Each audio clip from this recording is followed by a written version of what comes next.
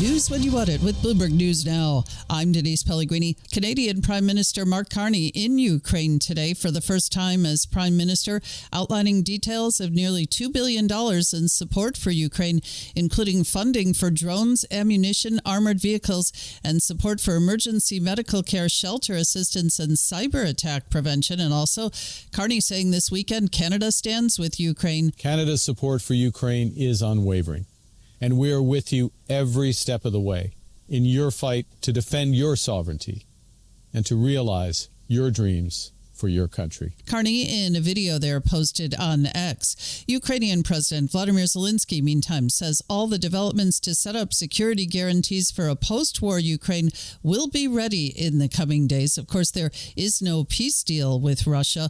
Wall Street Journal, meantime, reporting the Pentagon has been preventing Ukraine from using long-range missiles to strike inside Russia for months. President Trump says he's prepared to expand federal deployments of the National Guard beyond Washington, D.C. Chicago will be our next, and then we'll help with New York. In reaction, Chicago Mayor Brandon Johnson says this isn't what his city needs to flourish. What's being painted by the federal government is false. We love one another. We support one another. We put our arms around one another. We invest in one another because we know that we are our best keepers of one another. Chicago Mayor Brandon Johnson, New York City Mayor Eric Adams, and Republican mayoral nominee Curtis Sliwa, both opposing President Trump's idea. Adams says, "We got this," and Sliwa says there's no need for the president to take over New York, although he says he does understand people's concern about security. Washington Post says military officials are sketching out a plan that could deploy a few thousand National Guard members,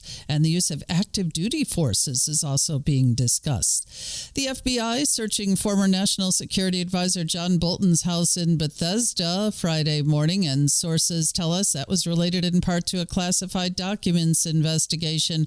Vice President J.D. Vance asked about that. Classified documents are certainly part of it, but I think that there's a broad concern about Ambassador Bolton. They're going to look into it. And like I said, if there's no crime here, we're not going to prosecute it. If there is a crime here, of course, Ambassador Bolton will get his day in court. And Vance on NBC's Meet the Press. Bolton has been a critic of the Trump administration, and a person familiar with the matter says CIA Director John Ratcliffe gave FBI Director Kash Patel limited access to intelligence that underpinned the search warrant.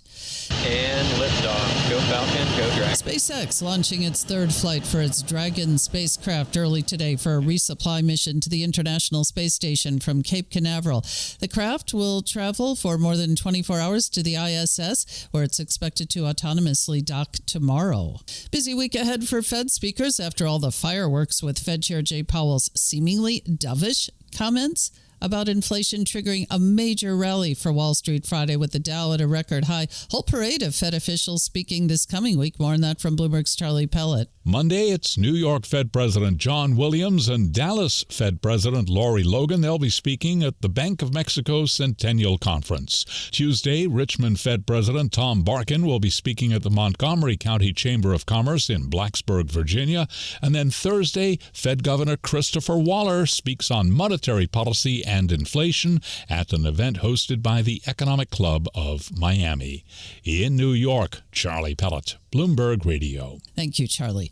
And all that planned for this coming week after Fed Chair Powell talked about the job market and indicated the Fed might have room to cut interest rates in September. But it's also worth pointing out that Powell also warned about the lurking danger of tariffs. The effects of tariffs on consumer prices are now clearly visible. We expect those effects to accumulate over coming months with high uncertainty about both timing and amounts. The question that matters for monetary policy is whether these price increases are likely to materially raise the risk of an ongoing inflation problem. Powell there at the Fed's annual symposium in Jackson Hole, Wyoming.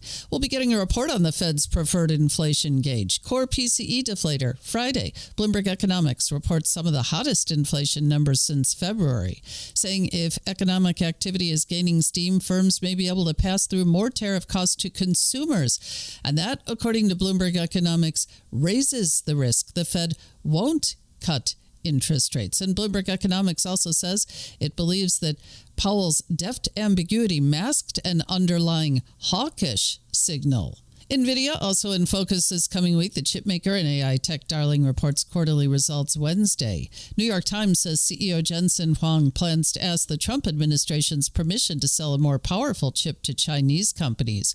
And that's news when you want it with Bloomberg News Now. I'm Denise Pellegrini. This is Bloomberg.